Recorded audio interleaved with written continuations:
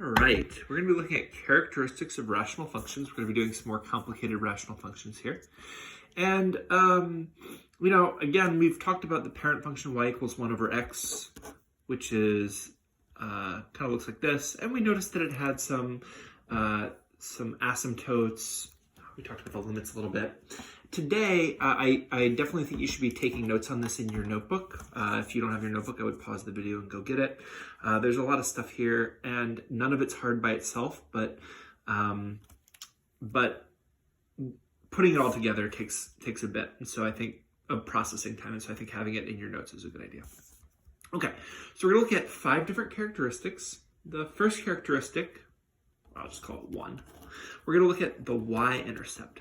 And for all of these characteristics, let's use the function y equals, x squared minus x minus 6 over x squared minus 3. X squared minus 9, sorry. This is good enough. Okay, so this will be our example function. Let me call this f of x instead of y. That way I'll be able to refer to it better.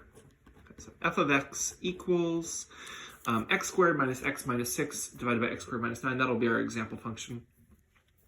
And the y-intercept we can find very easily plugging in when x is 0. When x is 0, that is where it will cross the y-axis. And so we can just do that here. 0 will be, in this case, when we plug in 0, so f of 0, that's how we find the y-intercept, will be 0 minus 6, which is negative 6, divided by 0 minus 9, which is negative 9. A negative divided by a negative is a positive, and we can divide these both by 3. To simplify, we're dividing by 3 over 3, so 2/3. So if this is 1, then the y-intercept is going to be right here. So that's, okay, we've got a start of what this graph is going to look like. So 0, 2/3.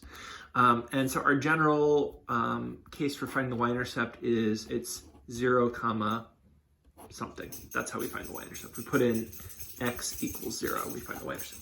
So that's the easiest characteristic. The second characteristic we're going to look at is we're going to look at any holes. And for these next 3 functions, or for these next 3 characteristics, we're going to use the factored form. So holes are also called removable discontinuities.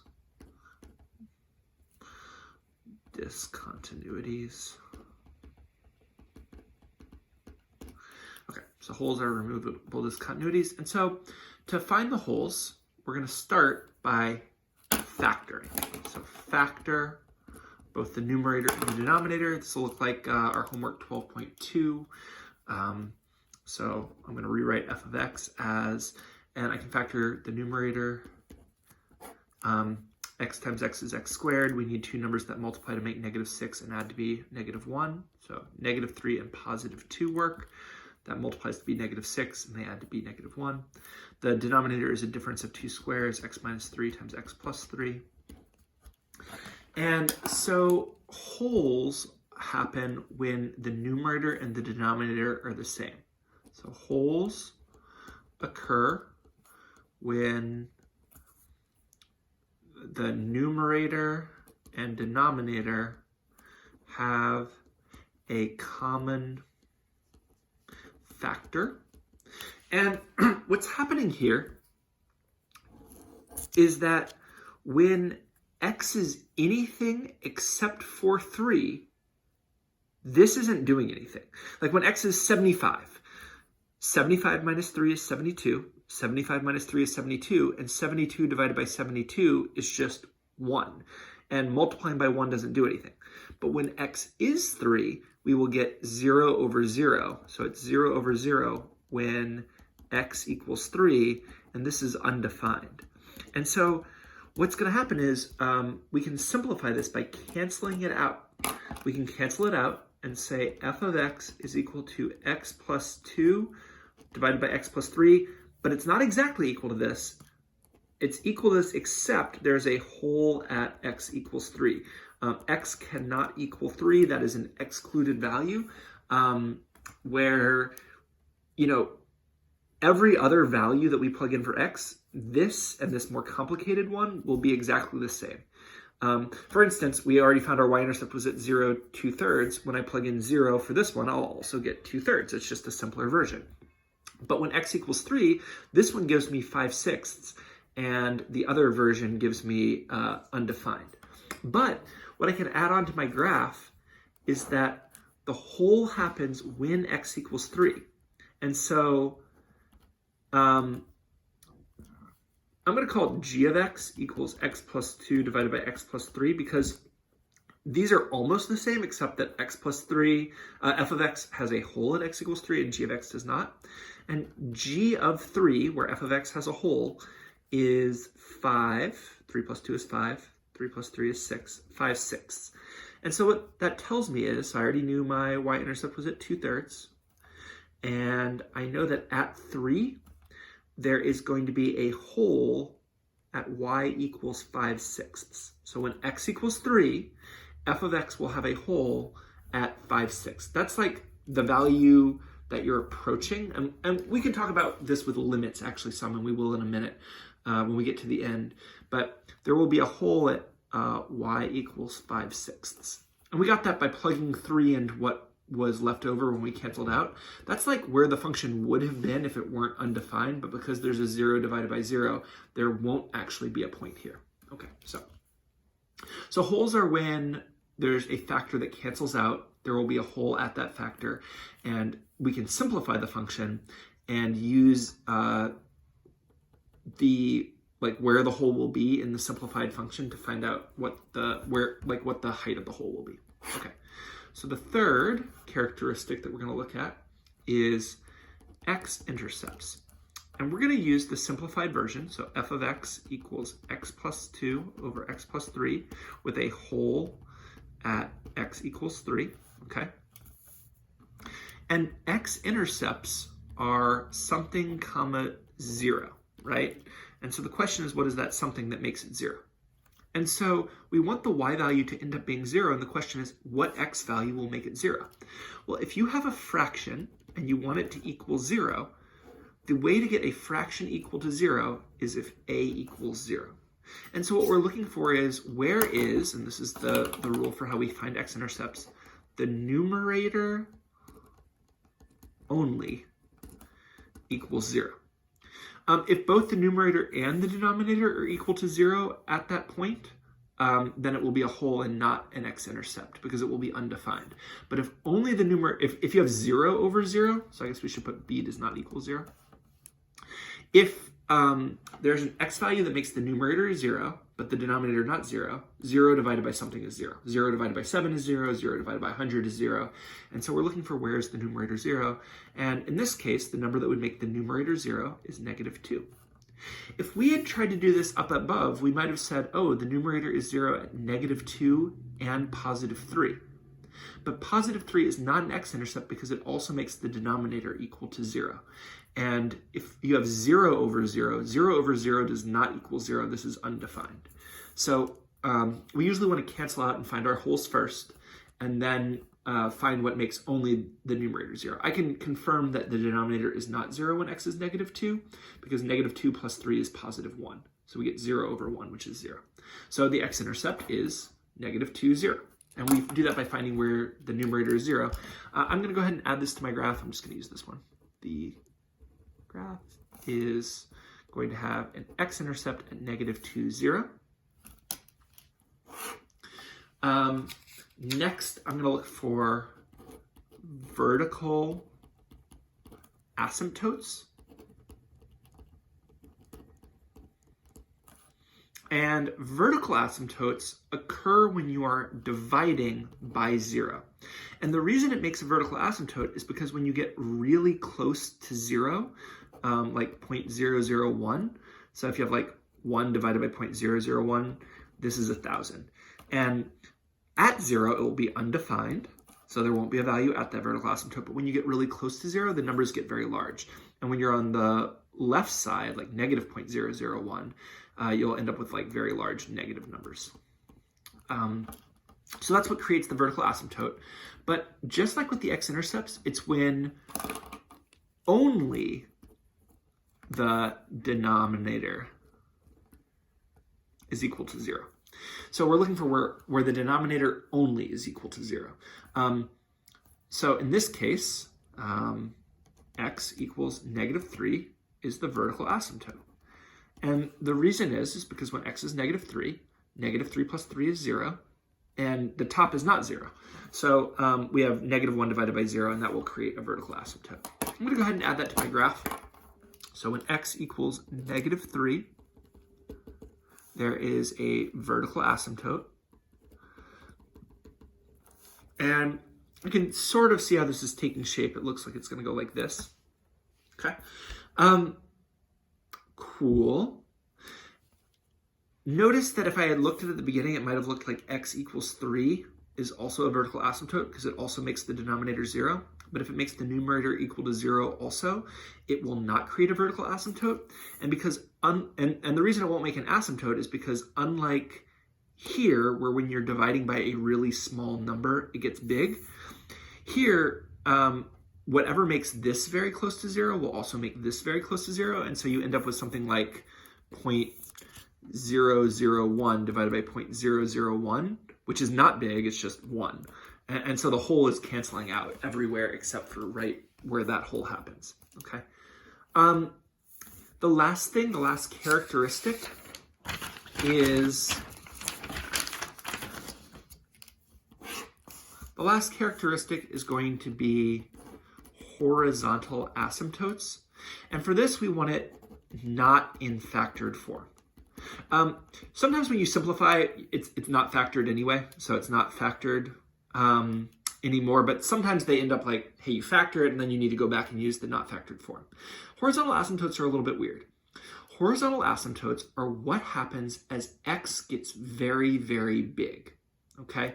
So it's what's happening at the ends of the graph, like what's happening like over in this part and over in this part, like where is the y value getting closer to? Is there a line it's getting closer to? And horizontal asymptotes are a little bit weird. So what we're going to be doing is the limit as x goes to infinity of f of x. What happens when x gets very big? So x gets big, that's where horizontal asymptotes will be. And when we look at x plus 2 divided by x plus 3, it turns out in the unfactored form, what matters for what x gets very big is I'm going to write this in red, look only at the largest degree term. So for the limit, if we do the limit as x gets big, this will always be equal to the same limit as if we ignore everything except for the largest degree term. And the reason is because when x becomes like a million plus 2 is still basically a million. A million plus 3 is still very close to a million. And when you're dividing, this like plus 2 and this plus 3 won't matter very much. And so you can look at the largest degree term, and there are 3 cases. So case 1. The degree of the numerator is greater than the degree of the denominator. And in this case, that's not where we are. Here the degrees are the same, they're both degree equals 1. But if the degree of the numerator is the same as the degree of the denominator, like x squared divided by x plus 4 or something like that, again, this term doesn't matter, it's just what is the degree. Here the degree is 2, here the degree is 1. And if this is the case, then the numerator will grow faster than the denominator will, and the limit as x goes to infinity of f of x will equal infinity. It'll just keep growing and growing and growing and growing, and there will not be a horizontal asymptote. So no horizontal asymptote, okay? Case 2, the degree of the denominator is bigger than the degree of the numerator. So that would be something like 3x plus 5 divided by x cubed minus 1. Here, the degree of the numerator is 1, and the degree of the denominator is 3, and so the degree of the denominator is bigger. The limit as x goes to infinity here, as x gets bigger and bigger and bigger, this 5 and the 1 won't matter. And what you'll see is that we can always simplify an x away here. And I could have done this up here. And this is 3 over x squared. And so the denominator will grow much faster than the numerator will. And this limit will go to 0. So as x goes to infinity, so the limit, as x gets bigger and bigger and bigger, 3 divided by a bigger and bigger number gets closer to 0. So 3 divided by 1,000,000 squared is going to be very small. And so there's a horizontal asymptote at y equals 0. So if the degree of the numerator is bigger, there is no horizontal asymptote because it just keeps growing. If the degree of the denominator is bigger, it will get closer and closer to 0. And the last case, case 3, is the degrees are equal. And that's actually the case we had here. In this case, you divide the leading coefficients.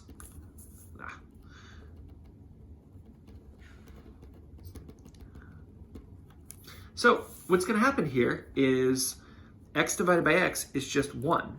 The x's will cancel out, and it's 1 divided by 1, which is 1. And so the horizontal asymptote is y equals 1. So if you have like ax to the n divided by bx to the n, and they're the same degree, so they have the same degree, then the limit as x goes to infinity here, this will cancel out, and you'll just get a over b, whatever the coefficients are, okay? So here we got that the horizontal asymptote is y equals 1, and I'm gonna add that to my graph. There's a horizontal asymptote at y equals 1. And now I can follow the asymptote kind of. Like I can see what's going on here. It's passing through x equals 0, so it must be going down.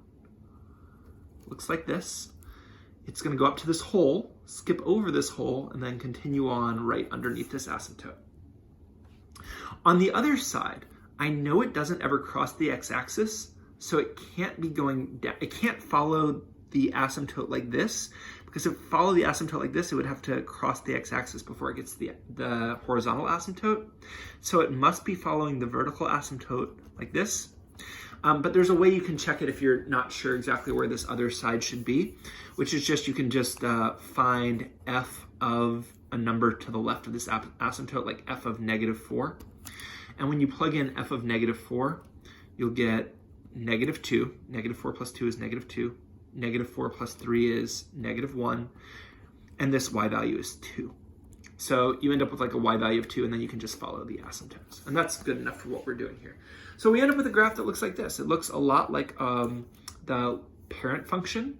However, in this case, you know, we can do it just by the characteristics. Now, we actually had another way to do this one. This one could have been done by factoring and canceling to find the whole, and then doing long division and doing it as a transformation of the parent function. It turns out that's not faster once you get good at this method of just using the characteristics. And not only is it not faster, it doesn't work for a lot of other things. Here is going to be our second example. Actually, go ahead and try one on your own first. Why don't you pause this video and try g of x equals, let's do 2x squared plus 7x plus 5 divided by, let's do x squared plus x minus 2. Okay. Nope. Minus x minus 2. Sorry. I want this to come out well. Okay. So pause your video, try to find all the characteristics here. It should be very similar to the last one, and then we'll move on to one that won't be the same. So pause your video, come back, see how you can do. All right, let's quickly see how you did. The characteristics, we're going to start with the y-intercept. So the y-intercept is 0, when you plug in 0 here, you will get 5 over -2. And I guess I should rewrite that as a positive divided by a negative. We never leave a negative in the denominator. That's -5/2. So that's the y-intercept. 5 halves is 2.5, 2.5. 2 goes into 5 2 times, and then there's an extra 1/2. So here's the y-intercept. For the next few things, I'm going to factor this. So this is 2x plus 5 divided by x plus 1. I did this using guess and check. You can do it using whatever method you want. If you're not sure on your factoring, you might want to go back to our factoring lesson and get some help on that. So this is x minus 2 times x plus 1. And I can see there is a hole at x equals -1. Hole at x equals -1. And I can plug in -1 to the remaining part to see where the hole will be. So 3, -1 times 2 is -2. -2 plus 5 is 3. -1 divided by 2. -1 minus 2 is -3. And so there will be a hole at -1, -1, because 3 divided by -3 is -1. So at -1, -1, there's a hole. I can see that there will be an x-intercept when the numerator is equal to 0, and that's when x equals -5 halves. If you can't see that, you can set 2x plus 5 equal to 0, subtract 5, divide by 2, and you get -5 halves. So -2.5 is where the x-intercept is. That's where the numerator only is 0. And the vertical asymptote is going to be where the denominator is 0 at x equals 2. So there's a vertical asymptote at x equals 2. The last thing I need to do is I need to look for the horizontal asymptote, and that's what happens as x goes to infinity. I see that they have the same degree, they're both 2, and so when x gets big, these other terms will not matter. And so 2x squared divided by x squared, the x squareds will cancel out, and we'll just get y equals 2. So there will be a horizontal asymptote at y equals 2. I can follow this and see that this has to look like this. Go along the asymptote here. Because there are no other x-intercepts, I know it can't cross the x-axis here, and so it must be up here. But another way I could have found this part is by doing like f of 3, like plugging in an x value that's to the right of this asymptote and seeing is it above or below the asymptote. That's another way I could have done that. Okay, so that's a quick example. All right, let's do one more. Let's do 3 over, I don't know, x squared minus 2x minus 8. And we're going to look at the characteristics here. Okay, the first thing I want to look at is the y-intercept. So 0, when I plug in 0 here, nothing happens on top. And the denominator will get -8. So 0, comma, -3/8. I'm going to move my negative up to the top. I'm going to put that on the graph. -3/8 is between 0 and -1. It's almost at -1/2, but not quite as low. So something like that. Okay, so there's my y-intercept. For the next things I need to factor, and the denominator will factor into x minus 4 times x plus 2. There's nothing to factor in the numerator, okay? When I look for holes, there are no holes because there's nowhere where the numerator and the denominator are both 0. There are no shared factors. But the vertical asymptotes, x-intercepts, there are none. There is nothing that makes 3 equal to 0. You're never going to have 0 divided by something, so the y value will never be 0. So it will never cross 0. So that's nice to know that there's no y-intercepts, or no x-intercepts. The vertical asymptotes, there's going to be one vertical asymptote when the denominator is here. And this graph actually has a second vertical asymptote at x equals -2. There are 2 vertical asymptotes here. And the last thing is the horizontal asymptote. So the horizontal asymptote, these are the 5 things we want to look at. The horizontal asymptote is what happens as x goes to infinity. And we want to use the unfactored version here that we had at the beginning. And we can see that the denominator, the degree is bigger. Here the degree is 2, here the degree is 0, there's no x's. And so the denominator will grow faster than the numerator. And so as x gets very big, you're going to have 3 divided by a very big number. And this is going to be y equals 0. The horizontal asymptote is going to be y equals 0. So it's going to go like this. Which makes sense because there's no x-intercept, so it's not going to cross this. So I already know this part has to look like this. And the reason I know it can't go back up is because I know it does not ever cross the x-axis. There were no x-intercepts. I need to tell this part, it can't cross the x-axis, so whichever way it ends up going, it won't cross the x-axis. So what I'm going to do here is I'm going to do f of 5. I picked a number to the right of this asymptote, and I'm going to plug it in. 3 divided by 25 minus 10 minus 8, this is 3/7. And that number is bigger than 0. I know it must then go up the asymptote, not down because it can't cross the x-axis, and it must go towards the horizontal asymptote here. I'm going to do the same thing on the other side. I'm going to pick a number to the left of x equals -2, so I'm going to do f of -3, because that's to the left of -2. So I should have done this over here. F of -3 is 3 divided by -3 squared is 9. -2 times -3 is +6, and we get 3/7 again. And so f of -3 is 3/7, and it looks like this. Can't cross the x-axis, has to follow the asymptote, and it can't cross the x-axis because I saw that there were no x-intercepts. So that's how this graph is going to look. And we're going to stop here. You'll have some practices on your homework, and there's a video online, obviously, to help you on your homework. But hopefully this gets you a good start, and you can ask any questions you have on this on Monday.